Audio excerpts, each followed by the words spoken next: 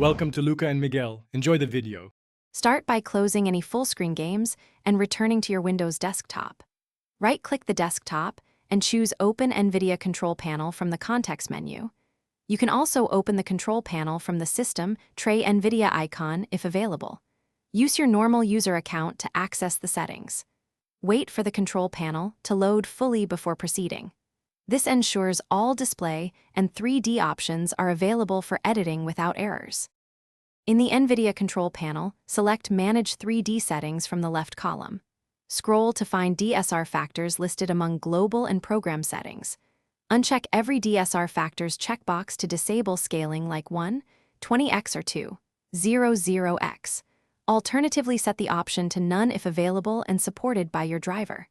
After unchecking, press the Apply button at the bottom right to save changes. Wait a few seconds for the settings to commit before closing the control panel. Launch the game where you previously used DSR to confirm the feature is off.